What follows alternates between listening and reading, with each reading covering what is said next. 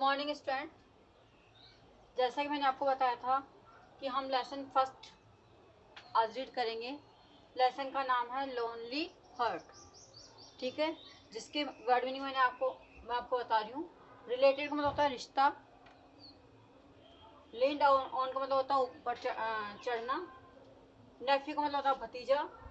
Maternal uncle, maternal uncle का मतलब क्या होता है? मामा जी। ठीक है, मामा जी है, मौसा जी है। ठीक है, और उनको क्या बोलता है? Maternal uncle. डाइवर्टेड, डाइवर्टेड मतलब क्या होता है? भटकाना या हटाना या देखना।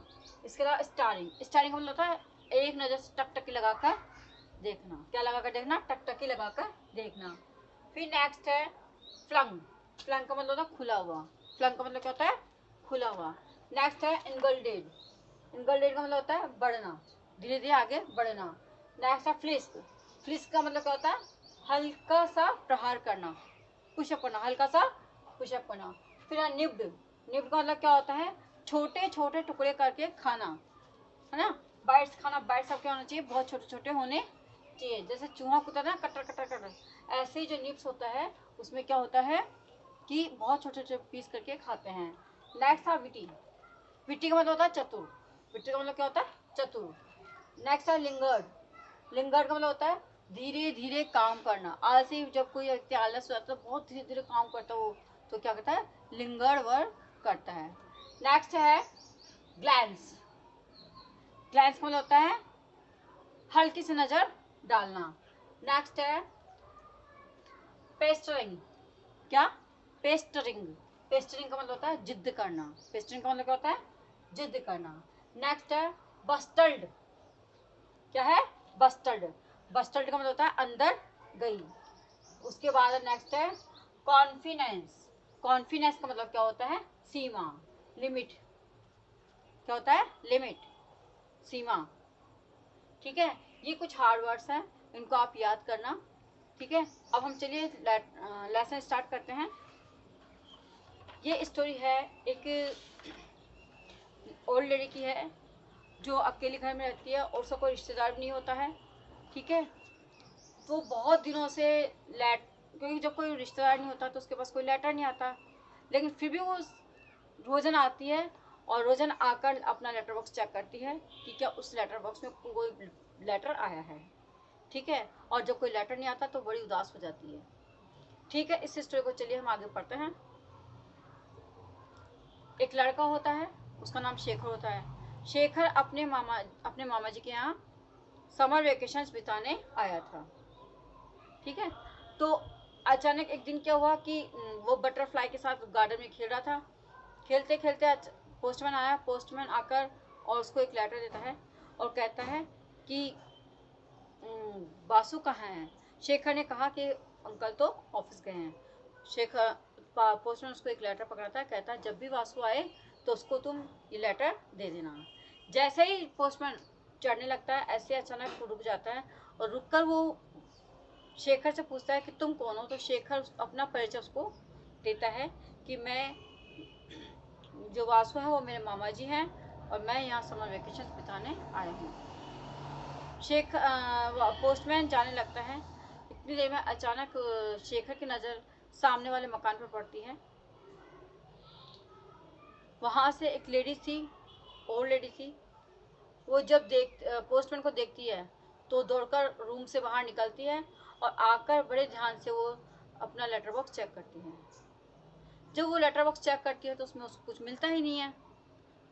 जब लेटर बॉक्स में कोई लेटर नहीं मिलने पर वो बड़ी उदास हो जाती है और उदास होकर वो अपने वापस घर में चली जाती है।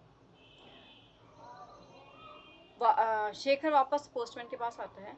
वो कहता है कि ये लेडीज, मैं इस लेडीज को देखता हूँ, ये रोजाना आती है और जब भी आप आते हो दौड़कर आती है और अपना लेटर चेक करती है, लेकिन जब वो लेटर उसको नहीं मिलता तो बड़ी उदास हो जाती है। क्या आप मुझे बताएंगे कि क्या उसके पास कोई इम्पोर्टेंट लेटर आने वाला है?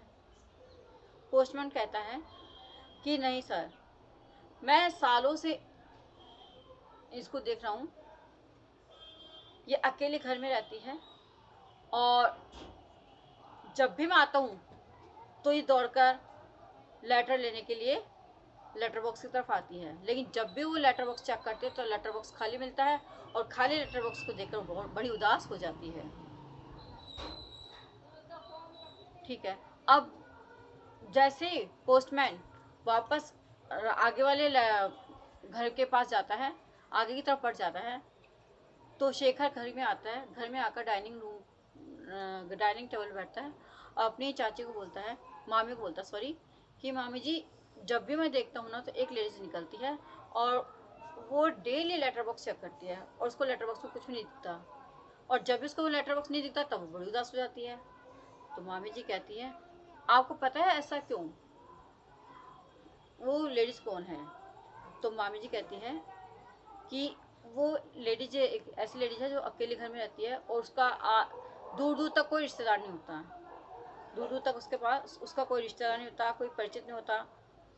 वो एक प्राइमरी स्कूल में पढ़ाने जाती है जो कि स्टेशन के पास है।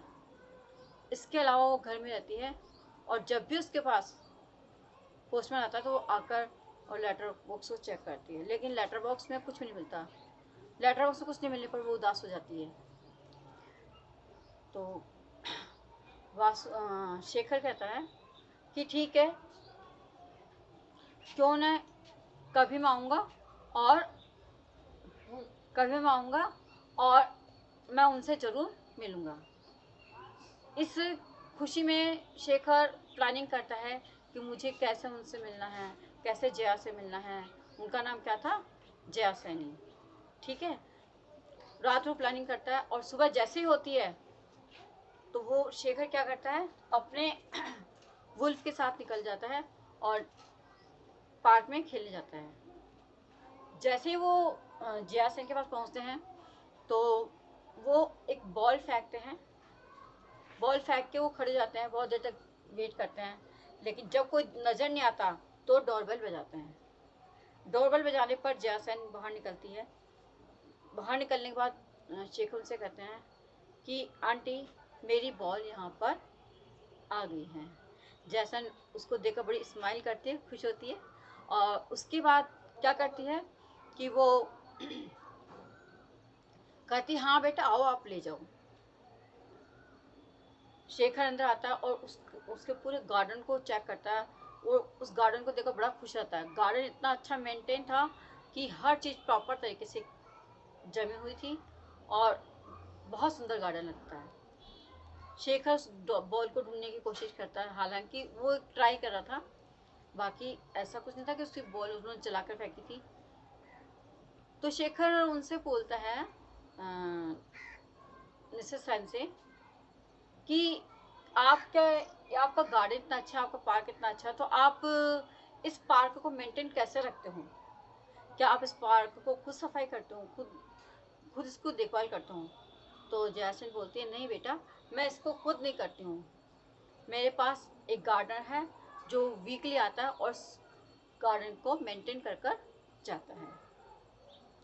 ठीक है, जैसे ही वो जाने लगता है, शेखर जाने लगता है, तो उसको प्यास लगती है, तो वो कहता है कि क्या मुझे एक गिलास पानी मिलेगा? तो जैसन बड़ी खुश होकर कहती है हाँ क्यों नहीं मिलेगा, आइए मैं आपको पानी पिलाती हूँ। जैसन मिस्टर शेखर को अपने घर ले जाती है और अपने घर ले जाकर उसको पानी पिलाने के लिए अंदर जैसे ही जाती है तो शेखर की नज़र एक बुक शेल्फ पर पड़ती है। उस बुक शेल्फ में बहुत अच्छी रोचक स्टोरीज थी और रोचक बुक्स थी। तो जैसे ही जयासन आती है तो शेखर कहता है कि आपके पास इतनी सारी बुक्स और सारी बुक बड़ी इंटरेस्टेड हैं, क्या एक बुक मैं आपसे ले सकता हूँ उधार? तो जयासन कहती है कि क्यों नहीं, आप इनमें से जो भी बुक चाहो वो ले जाओ, लेकिन ध्यान रखना इस बुक को आप संभाल कर रखना, फाड़ना नहीं। शेखर एग्री हो जाता है और जयासन उसको बुक देती है। शेखर लौटने के लिए तैयार होता है। जैसे ही वो लौटने के लिए तैयार हुआ तो उसकी नज़र एक गिटार पर पड़ती है और वो गिटार क्या था, डस्ट से कवर था। तो शेखर बोलता है जयासन से, ये जो गिटार है क्या आप इस गिटार को प्ले करते हो?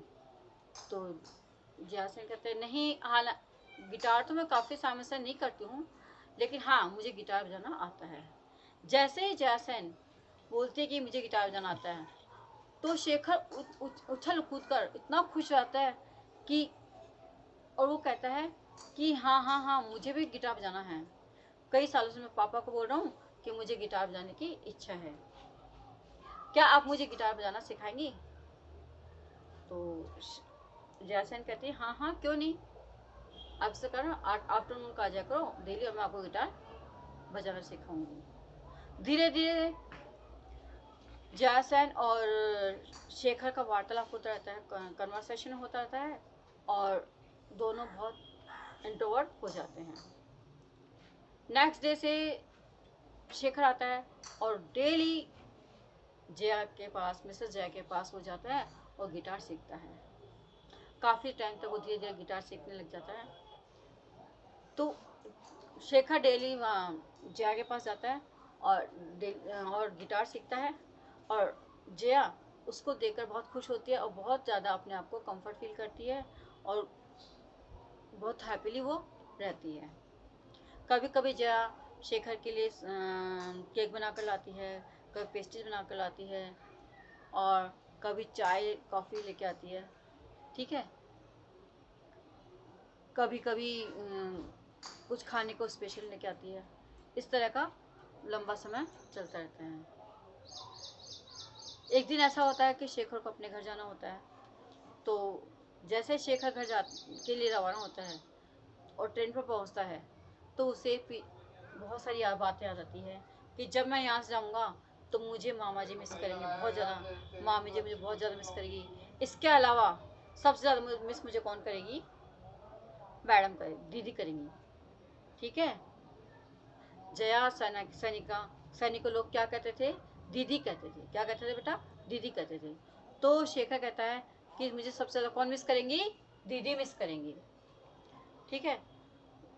वो ऐसे बैठा रहता है कंटिन्यू, फिर सोचता है कोई बात नहीं है, अब मुझे वापस, जब सब उदास हो जाते हैं तो दीदी भी उदास हो जाती है, मामा जी भी उदास हो जाता है, मामी जी भी उदास हो जाती है, तो कहता कोई ना, मैं अब विंटर ब्रेक्स में वापस आऊँगा, और सब लोग खुश जाते हैं और वो जाते हैं। जैसे ही मैं ट्रेन पे बैठता हूँ तो मेरे सामने वाली बर्थ पर गिटार रखा होता है। तो मामा जी कहते हैं कि जो गिटार है ये तुम्हारे लिए बहुत सबसे अच्छा गिफ्ट है, ठीक है।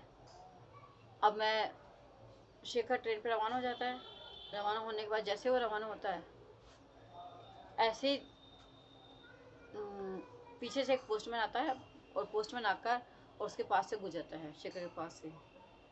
तो शेखर को पोस्टमैन के बारे में भी याद आती है, और फिर वो सोचता है कि अब जब भी पोस्टमैन मैं निकलेगा तो, और दीदी के पास से होकर निकलेगा, तो दीदी ज़रूर एक लेटर चेक करेगी, और जब लेटर चेक करेगी तो लेटर बॉक्स कभी भी खाली नहीं होगा, ठीक है। और जब भी पोस्टमैन आएगा तो उस लेटर बॉक्स में एक लेटर ज़रूर मिलेगा।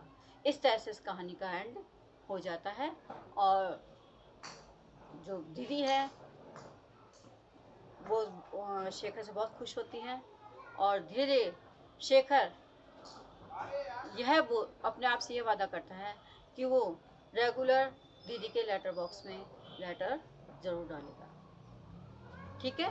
तो बेटा ये कहानी स्टोरी आपकी ख़त्म हो गई है। इस तरह स्टोरी को आप पढ़ना, और कोई भी प्रॉब्लम हो